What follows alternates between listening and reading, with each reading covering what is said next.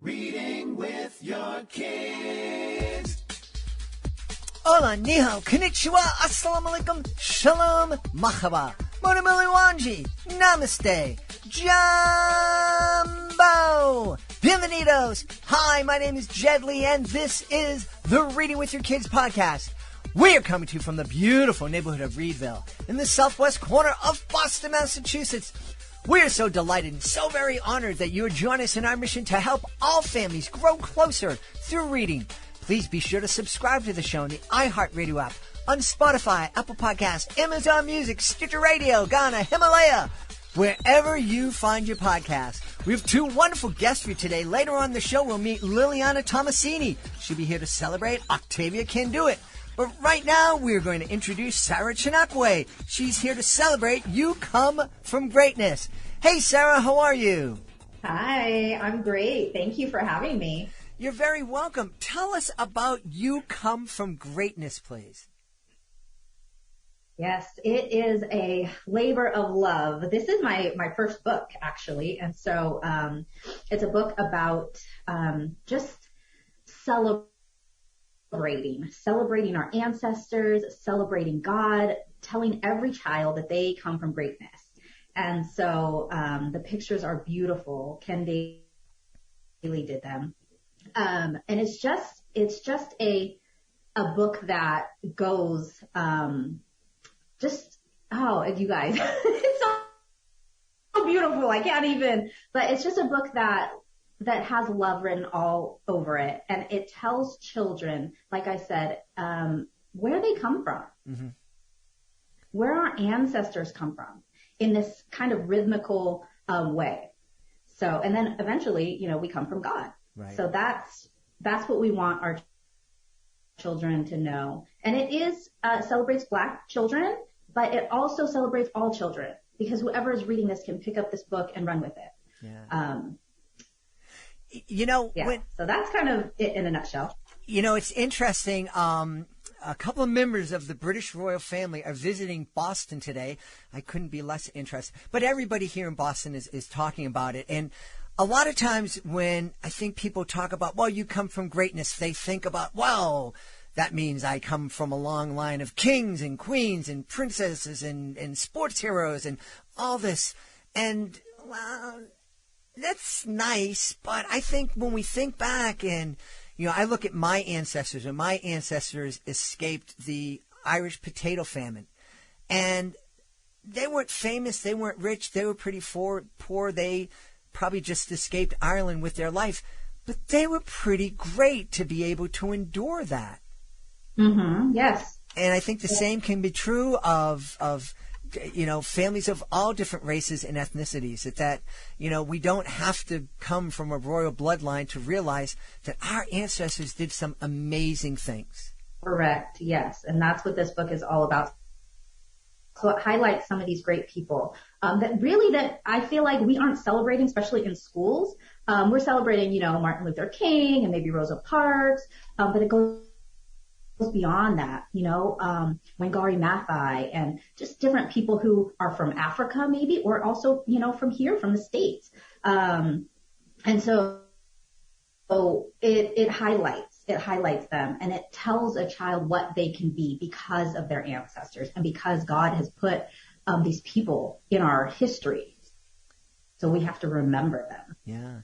Hey, is there one particular incident or something in particular that inspired you to write this book?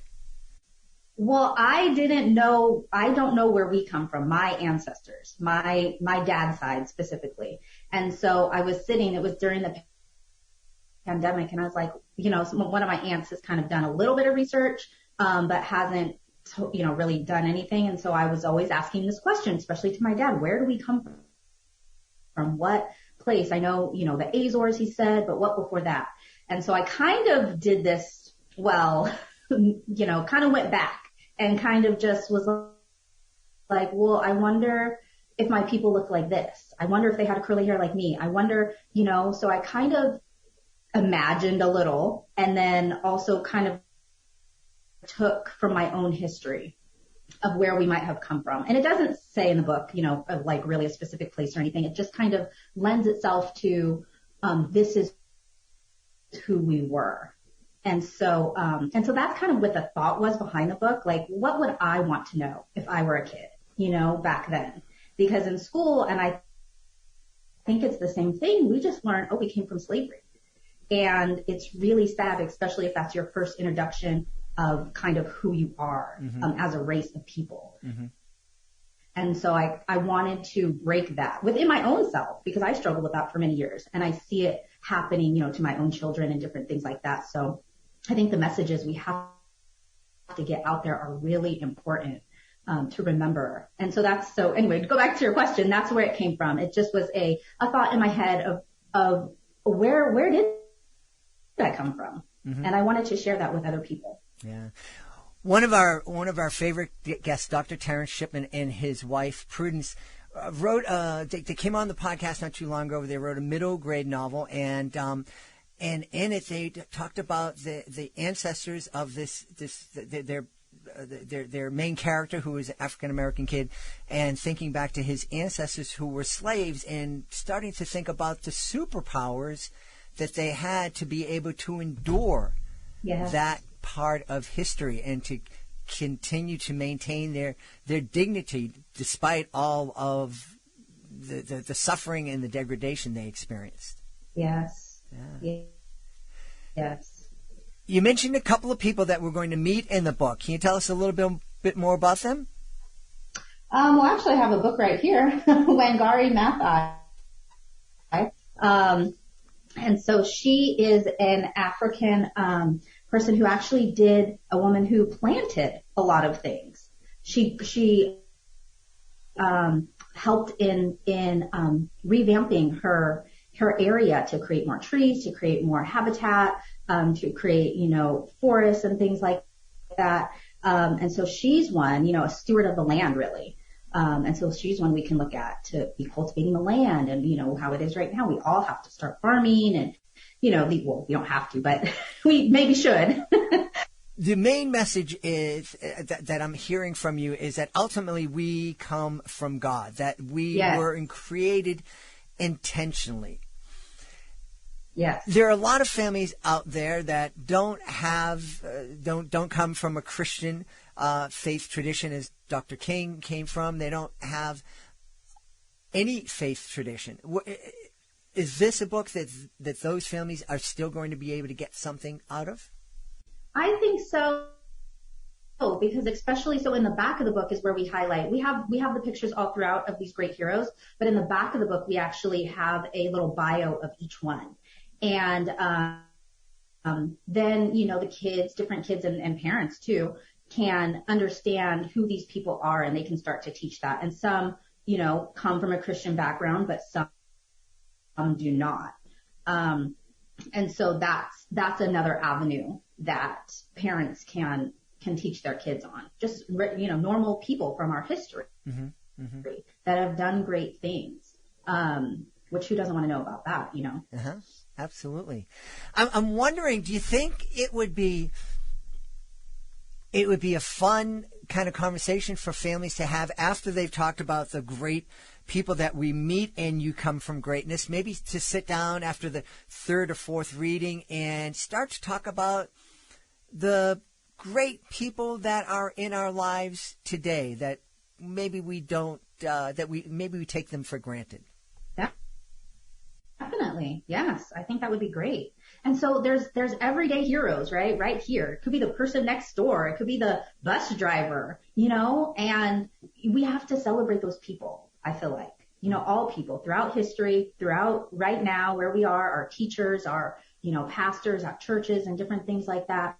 Even our parents, right? And so I think helping children know, like, oh, they're a good example of someone I can look up to, can help them in the future. Yeah. And I think another great thing, and I think it's something that my beautiful wife and I did with our kids, is that in reminding them that they were intentionally made by God and that God loves them, it was a really easy way to then also say, and by the way, God intentionally made that person and that person and that person, and God loves all those people no matter what they look like, no matter what their language is, that God wants us all to love each other. Yes, absolutely. Yeah, I agree with that too. Yeah. So this is your debut picture book. What's it like? Yeah. What's it like to when you first opened that advanced writer's copy? Oh, well, I haven't gotten it yet. Oh. So it's going to be in January 17th, the book will come out. But I do not have a copy yet. So soon it will come. But it's just been amazing. I've been a teacher forever. So, that's my profession. And so I've also started writing probably 6 years ago or so. And that kind of, I feel like God was in that, just leading me, writing a blog. No one was reading it, and then I said, well, what about children's books? Because, I've worked with children all my life. So I wrote some stuff, and even this book, I didn't even write it out. I told an agent, I had an agent, and I told her the idea. She said, I loved it. I pitched her a different book, an entirely different book. She said, I don't like that. So I said, well, I have this other idea. And she said, I love that. Write it. So that's how it was birthed. One of the things that I love to do when I have an educator on, I have so much respect for educators. My beautiful wife retired a couple of years ago after teaching in the Boston Public Schools for 34 years. And so I understand how hard teachers work and all the challenges.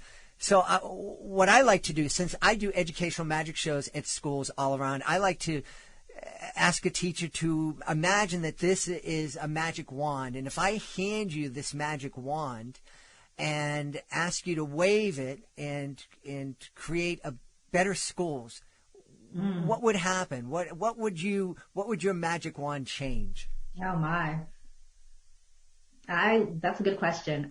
Schools with gardens, lots of greenery, things that kids can pick and eat and plant. And I'm more of the, I don't like the type of schools that we just sit there and teach the kids all day. No, we're hands-on approach. Every type of school I've been involved in and even had my own preschool for a while, it's a hands-on approach. So everything we're learning is hands-on. It's all connected.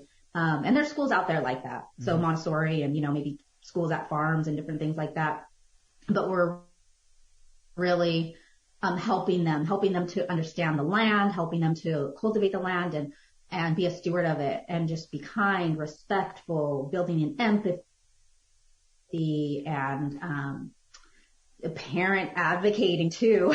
Like the parents are involved. And so just some ideas of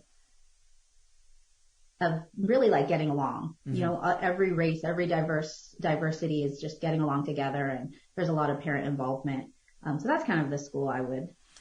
Yeah, I love that idea. I love that, but you are going to need a magic wand to make that happen everywhere. Yes. Yeah. There's a thing, actually, I just learned about that they're trying to pass well, I think it's in California. It might be other places too, but it's called community schools. I don't know if you've heard of that, but so that's a big movement right now that schools are getting money for. So we might see some of these ideas in reality soon. Well, I'm going to keep my fingers crossed. I don't know if it's the same idea, but my wife worked, her first school was a quote unquote community school. Maybe the ideas rolled across the country very slowly because that was 30 years ago. But the idea was, we're going to give you this money and we're going to get more parent involvement and all of that kind of stuff. And they had some success with it. So, but I mean, one of the big challenges was there was 1,500 kids in an elementary school. So the numbers like that, it's really, really hard for a parent to feel comfortable to stand up and become involved, I think. Yes. Yes. Well, we're not going to change the public school systems tonight, but these are good ideas.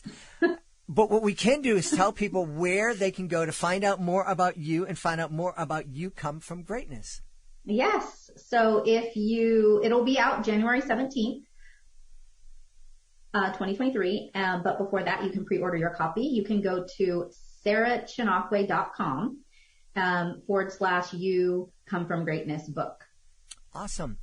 So that, I mean, we can maybe put a link somewhere. We'll definitely have a link in the show notes. Sounds great. We've had a great time speaking to the author of You Come From Greatness, the debut picture book from our guest, Sarah Chinakwe. Sarah, thanks so much for being with us. Thank you. Have a great day. We hope you enjoyed our conversation with Sarah. Before we invite our next guest in, we want to invite you to connect with us on social media. Facebook.com/readingwithyourkids, @readingwithyourkids on Instagram, and @JedleyMagic on Twitter. And of course, we'd love for you to visit our website, readingwithyourkids.com. Join us right now from right outside the beautiful city of Montreal in Quebec, Canada. Our guest today is here to celebrate her debut picture book. It's called Octavia Can Do It. Please welcome to the show, Liliana Tomasini. Liliana, how are you? I'm fine, thank you. How are you? Wonderful. Liliana and I were talking about how beautiful the province of Quebec is, in Montreal and Quebec City, and the people and the area. It's just a really wonderful place. And unlike the rest of Canada, when I visit the Maritimes and when I visit Toronto, it's like, okay, I'm in a different country, but not really. When I visit Quebec, it's like, yeah, these are my neighbors, but this feels like I'm in a very different country. Okay. Is it because people speak French? I think that's a big part of it. I think when I go to Quebec City, in the old city, it feels very much like a European city. Yes. And so I think that's part of it too. Yeah, it's charming. Yeah, it is charming. It's very charming. And I bet that Octavia Can Do It is a pretty charming book in itself. Well, I like to think so. Yeah. Tell us all about it. Well, it's based on my grandchildren's experience in baking, especially Octavia. So she likes to bake. And one day she decides that she was going to bake all by herself without her mother's help. So my daughter said, okay, but you can't use the oven, and I'm going to help you measure the measurements. So she's okay. So everything went fine. She puts on her apron. She goes, my daughter gets a phone call on her cell. So she leaves the room. Big number one, she leaves the room to answer her call. So Octavia starts, and then her brother comes in, and she goes, no, you can't help me. Then the dog comes in. Anyway, she starts pouring ingredients and starts mixing. Her and Ludovic start doing stuff. And when my daughter comes back, she says, oh, you finished. You didn't wait for me. Oh, yeah, we're all finished, Mom. So I don't want to give the rest up. So the rest of the story. So, her and Ludovic, they put, not Ludovic, he watches her. Her and Oslo, the dog, watch her.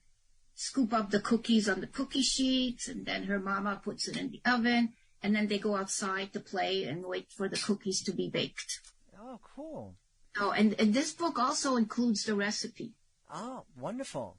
That maybe not that she used, but the recipe that's supposed to be used.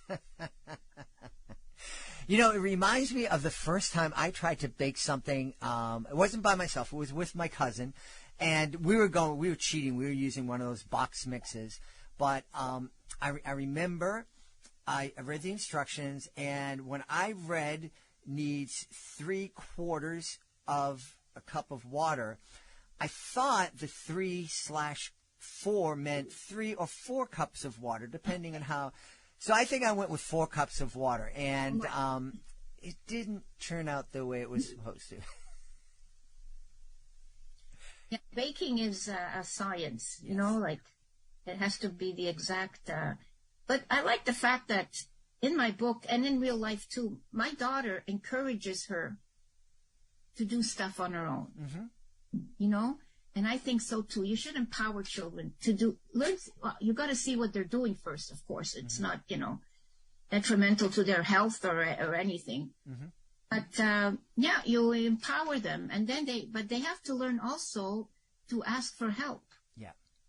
Yeah. I certainly should have asked for help when I was making my first cake. So So should have Octavia. You were sharing with me before the podcast, and you let us know that this is based on your granddaughter. And you were sharing a little bit about just how magical it is to be a grandmother.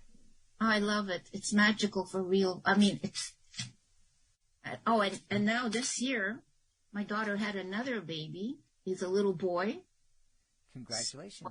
Yeah, I guess I'll have to write another book to include him in it. We can't let the little baby not be in the book. I agree.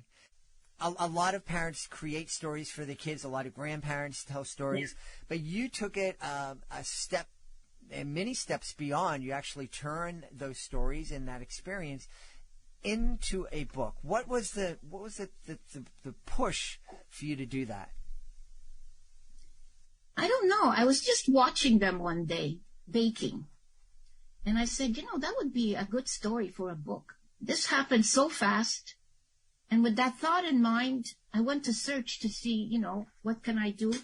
And I didn't know anything about writing books, So I found this hybrid publishing company, Miriam Laundry, and I reached out to her and I joined her program.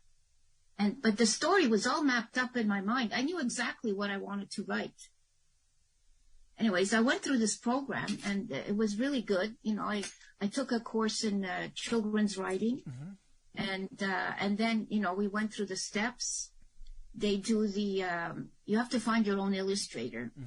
The one I found, I had seen one of her books in a bookstore. It's so unreal. And I was thinking, if I ever write a book, I'd want her to illustrate my book because the characters look so much like my grandchildren. And lo and behold, I was lucky because I reached out to her and she was available. So they do, they guide you. Okay. So we go through the book process and then, they guide you through the proofreading and the editing. And then when you have, it's on Amazon. So it's a KDP, so you print on demand. And they do that for you. But then there's they help you a bit with marketing, but then the rest is up to you. For you. And I found that the marketing part is quite a job. Well, it is. We certainly we've talked a lot here on the podcast about authors and about really kind of reminding aspiring authors that when you write a book, you're creating a business, a small business. Yes. And every book is a business and every author, that writing. And so it's really important to approach it as a business and Exactly. think about it. Yes, exactly. That's what I'm learning now. Yeah. I do this every day. Like I get on and it's work time. So yeah. But it sounds like you're enjoying it a whole lot. I am. I'm learning so many things. Some people would say to me, "Oh, you're very brave that at your age." And I'm saying, "What do you mean, my age?" It's not like you're cliff diving. No, exactly. But you keep on learning, which is great. Yeah. And then social media, that's something. So, what was Octavia's reaction when she saw that she had become a star of a book? Oh my God, when I gave her the book, she looked at it. I said, "Who's that?" She says, "That's me." And then her brother, "That's Ludovic," And then in the back, my picture's there. And they go, "Oh, that's you, Nonna." They call me Nonna. In Italian, grandmother is Nonna. "That's you, Nonna," So, they still read it. They still go and they read it. And my daughter has read it at the Spark. Octavia's a Spark. I don't know. It's part of the Girl Guides. With the States, are Girl Scouts. Yeah. The Sparks are 5 years old. So she's in that group and she read it to them and, it was something for them to see. And then their dog's in it too. The only person that's not in it is the father because he's off at work. But I put a little picture of him in the hall. That's nice. That's what a beautiful family memento, if nothing else. But it's a beautiful book, and I'm sure it's a book that a lot of families can relate to as they're sitting talking Yes. together and reading the book aloud. I'm sure there's a lot of families out there that are either going to be inspired to get up and bake a cake or bake some cookies together, or just think about the different times that they did that together. Hey, Liliana, I know people are going to want to know where they can go to find out more about Octavia Can Do It and get their own copy, and also find out more about you. Okay, well, they can get it on Amazon. If you go on my website, www.lilianatomasini.com, it tells you there's a list of where you can go buy it online.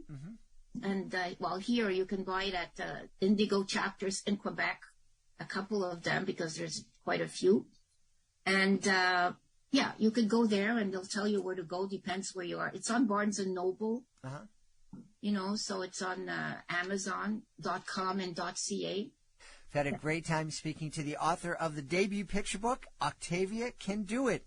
And our guest has been Liliana Tomasini. Hey, Liliana, thanks so much for being with us. Thank you. Thank you for having me. Please be sure to join us for the next episode of the Reading with Your Kids podcast. Our guest will be Lydia Loukidis. She'll be returning to the show to celebrate Deep, Deep Down, the secret of underwater poetry. That's the next episode of the podcast. I want to thank the folks who made today's show so wonderful. Of course, we're going to start by thanking our guest, Sarah Chinakwe. Please be sure to check out You Come From Greatness. Also, Liliana Tomasini. Check out Octavia Can Do It. I want to thank my team, Fatima Khan, Rory Grady, Jordan Saley, Stephanie Davila. I want to thank my beautiful wife for all the support she gives me. Most of all, we all want to thank you. Thank you so much for taking the time to join us today. And as always, thank you so very much for taking the time to make the world a better place by reading with your kids. I'll be looking for you in the next edition of the Reading with Your Kids podcast.